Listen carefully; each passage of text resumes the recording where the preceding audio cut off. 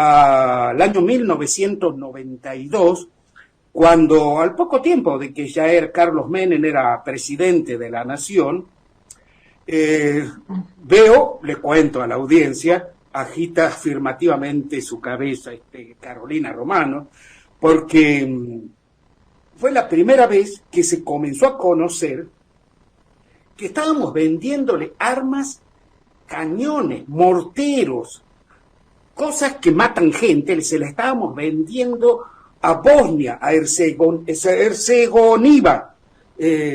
Herzegovina. Está bien. Se estaban matando entre ellos y Argentina estaba dando armas. Y después armas a Ecuador, porque se estaban matando en la guerra breve pero muy cruenta, guerra del Cenepa, al norte de Perú, por tierras en disputa, y se estaban matando entre latinoamericanos, y Argentina daba armas. Tuvieron que pasar todo eso, se voló un pueblo, se voló un pueblo cordobés. La mitad de Río Tercero quedó destruida, murió gente, y fue hace, a ver si no me equivoco, hace 2 años, Gobierno de la Menem. justicia dijo que no pasaba nada, no hubo culpable, no hubo nada. Y ahora tenemos denunciado por Bolivia, que Argentina vendió armas a Bolivia para apoyar el golpe de Estado. De eso queríamos hablar porque, mira vos, qué vergüenza, no sé, a mí se me ocurre eso, qué vergüenza. La verdad que es una muy buena introducción, Darío. Bueno, de nuevo saludarlos a todo el equipo, a Rocío, a Pablo, a Sandra y a todas las personas que nos están escuchando, por supuesto. Y lamentablemente, esta vez, si bien lo que ha comenzado la investigación que se ha abierto la semana pasada, la realidad es que el vicecanciller de Bolivia ha declarado, y también lo ha hecho el ministro de Defensa, que la Argentina durante el gobierno de Mauricio Macri ha hecho entrar de forma ilegal armamento que en un principio se cree que era no letal, que es la calificación, y que lamentablemente están averiguando, porque ellos también han iniciado una causa de investigación, dónde está ese armamento. ¿Por qué? Porque no coincide lo que se ha declarado que ingresaba a Bolivia con lo que supuestamente ingresó. ¿Qué pasó acá? Se había hecho un pedido donde el gobierno afirmaba que iba a enviar y de hecho se envió un grupo de gendarmería especializado que se denomina la CRAM, para custodiar la residencia del embajador y brindar apoyo especial. Bueno, recordemos que en ese momento no hubo una situación de violencia en La Paz, en donde se vieron involucrados también argentinos y hasta se tuvieron que refugiar, ¿no? Un equipo de periodistas que tuvo que ser justamente refugiado después hasta la misma residencia del embajador. Todo esto porque había un contexto de mucha incertidumbre en Bolivia que fue creciendo y creciendo, donde la policía le dijo al presidente de ese momento, Evo Morales, que ya no podía hacer frente ni brindarle seguridad. Y entonces en esos días se produjo todo un desenlace que terminó con el presidente Evo Morales refugiado en México, previa intervención y pedido para refugiarse, por supuesto, en Argentina.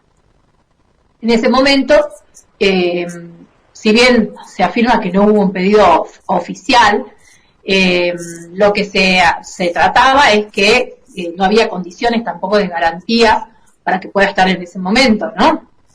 Y la verdad que hubo una gran turbulencia y después sobrevinieron los levantamientos y las 2 matanzas estas que han quedado registradas y que son realmente como salidas de otro momento de la historia, ¿no? Pero mientras creíamos creer eso en el 2019, comenzamos a tener todos los levantamientos en América Latina, porque siguió Perú, Ecuador, Chile, y América Latina parecía un polvorín hasta que llegó la pandemia, y hoy vemos nuevamente que la efervescencia nos sigue estallando, ¿no? Como los conflictos sociales desde el Caribe hasta América del Sur.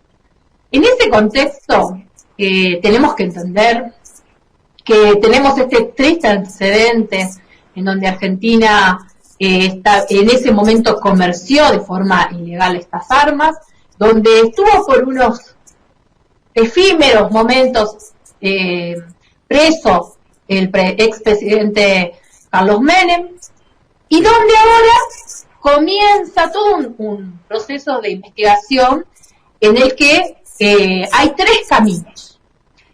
El primer camino de investigación es el que ha informado el ministro de Defensa de Bolivia, en el cual se estima que ese cargamento llegó a la policía boliviana, que llegó, o sea, hay tres caminos, ¿no? Uno para la policía, otro para las Fuerzas Armadas, y un tercer camino que se desconoce. Y es aquí, creo, una de las situaciones como más complejas y que se está investigando. ¿Tal vez? No, el terrible camino es justamente el camino en donde se produjeron las dos matanzas, estas que les comentaba recién. Y entonces lo que se ve es que esto sería muy terrible, ¿no? Porque lo que está investigando el gobierno de Bolivia es justamente si esto ha sido utilizado en la masacre de Sacaba o en la de Sencata. Son los dos parajes donde se realizaron estas actividades. Y esto sí sería realmente muy doloroso para el pueblo boliviano y, por supuesto, para nosotros, ¿no?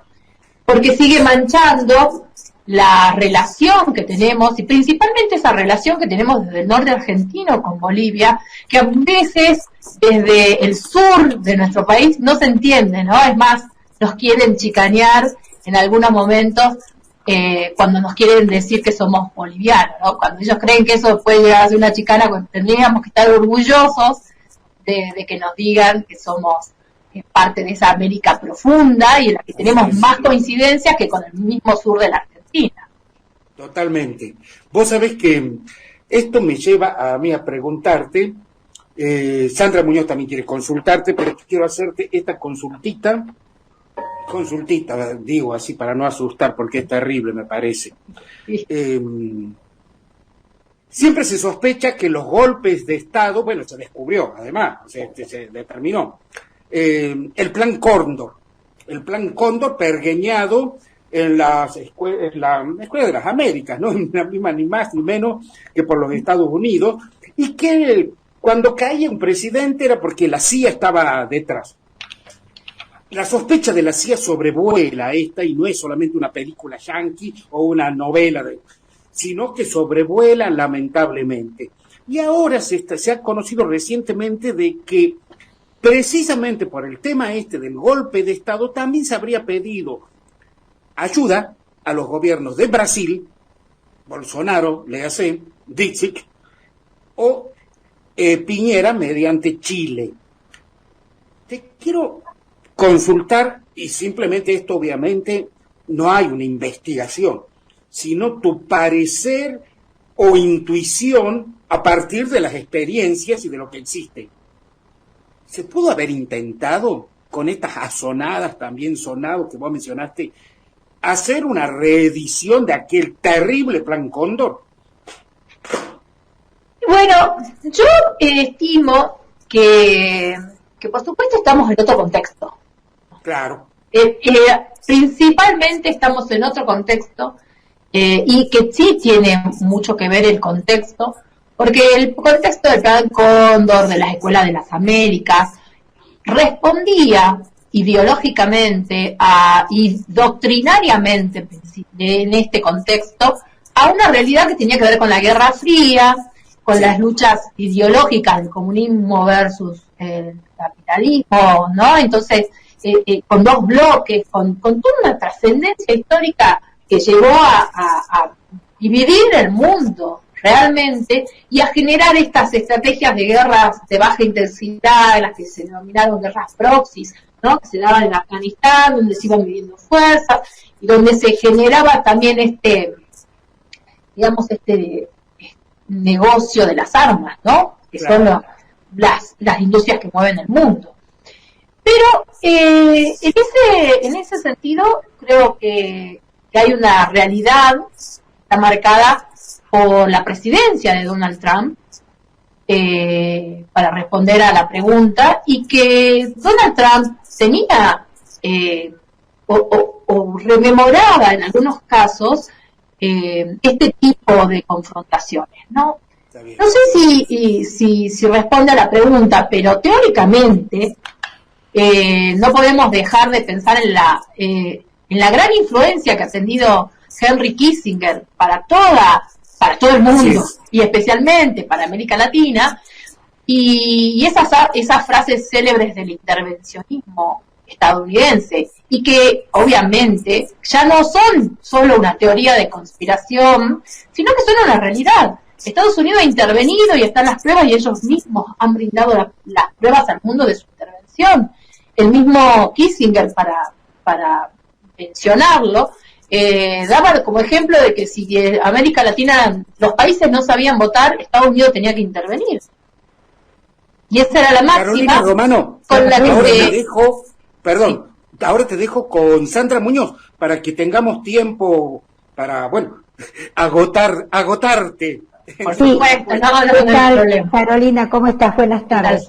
Voy a seguir por este hilo de la conversación que a mí particularmente me apasiona, que es el ideológico, y no sé qué opinás, pero desde una lectura simple, la voy a hacer muy simple para la audiencia, lo que fue sucediendo después de 10 años de gobiernos progresistas en Latinoamérica, en Sudamérica fundamentalmente, lo que me parece a mí que las derechas se armaron de nuevas lógicas bajo, digamos, el mismo disfraz, pero con otro tipo de relato, una contraofensiva para sacar algo que para ellos era muy temeroso, que era el avance de las izquierdas, centros izquierdas en Sudamérica. Lo que yo creo personalmente, vos que sos la especialista en el tema me vas a corregir, creo que para ellos fue muy peligroso esa avanzada sobre Sudamérica durante esos últimos 10 años.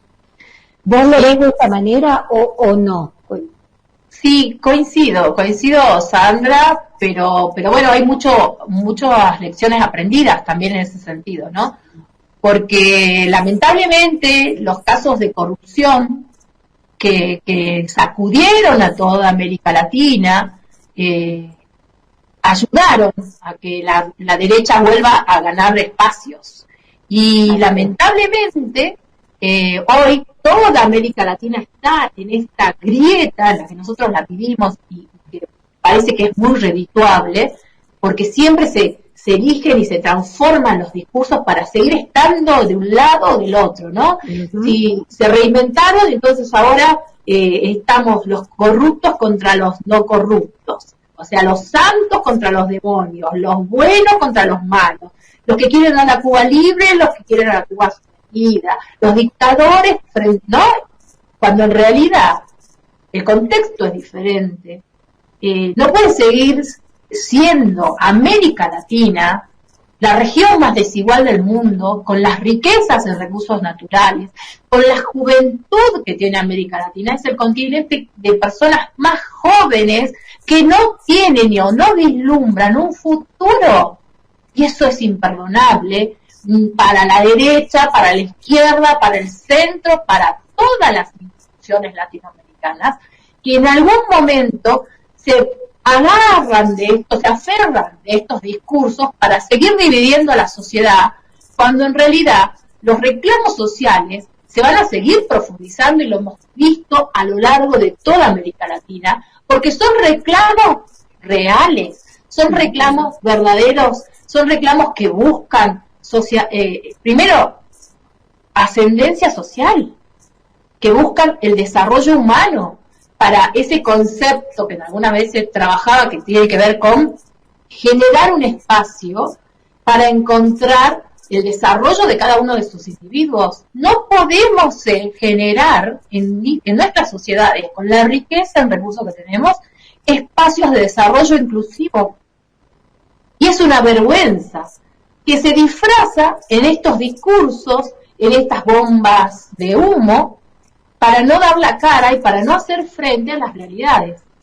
Entonces, vemos cómo toda América Latina se va diluyendo en estas contiendas que ya no sé si serían ideológicas, porque el contexto ha cambiado, pero creo que hay algo por atrás en estas contiendas que tiene que ver con generar una zona como polvorín desestabilizante para que las inversiones no terminen de llegar y para que no se puedan generar espacios verdaderos de cooperación para el desarrollo. Y esto es lo preocupante, ¿no? Estas heridas que se siguen generando con un país hermano como el que tenemos, ¿no? Pero y donde... Pero Carolina, desde tu análisis, entonces, ¿cuál sería, digamos, el interés en realidad que tienen estos grupos? El económico. O sea, ¿cuál sería, digamos, el liderazgo económico, comercial? Como grupos de interés que siguen mandando y que están arraigados y que compran voluntades, bueno, y que generan estas falencias que todos conocemos. ¿No te parece que desde ahí también surge lo que yo te digo, que para mí es dentro de un campo ideológico, donde surge, por ejemplo, el nuevo relato de la antipolítica de mano de las derechas, de las grandes derechas de Sudamérica? Inclusive acá lo vemos a Bolsonaro en Brasil, donde después de tener a un presidente que lleva la igualdad económica a un país que era uno de los más desiguales de Sudamérica a nivel social, y hace como una especie de golpe a Dilma Rousseff, y de golpe aparece un gobierno de derecha de la mano de un dogma religioso, porque está apoyado por la Iglesia. Ese es otro factor que se ve mucho en Sudamérica, por ejemplo. De nuevo, el apoyo de determinado credo con el poder económico-político. Sí, es como que la tradición de nuestras instituciones, ¿no? De apoyar ciertos sectores, estos sectores conservadores, de mantener esos espacios conservadores y que no permiten que hace que estructuras sociales sean tan rígidas que no podamos tener cambios genuinos y que no podamos apoyar verdaderamente lo que la sociedad necesita. Por supuesto que coincido con esta realidad que está golpeando y que demuestra la inteligencia y la capacidad de adaptación de estos grupos de interés que siguen, que son una minoría y que siguen gobernando y digitando el destino de miles de latinoamericanos. Claro, y donde lamentablemente las personas son rehenes de estos intereses de medios de comunicación que generan y forman opinión, y donde el odio, las redes sociales, se transmiten o se amplifican esos mensajes, ¿no? Y entonces me pasó la semana pasada de querer hablar un poco de la realidad de Cuba y me pasó de todo, digamos. Quería decir, no se olviden del bloqueo y ya era una comunista. Sí. De todo, pero de todo me dijeron, menos no, me imagino. Cuando lo único que yo quería destacar en ese momento era que la realidad de Cuba había que tenerla en cuenta solamente con casi 61 años de bloqueo económico y financiero. Totalmente. No sé cuántos países del mundo soportarían lo que ha soportado esa isla. Así es.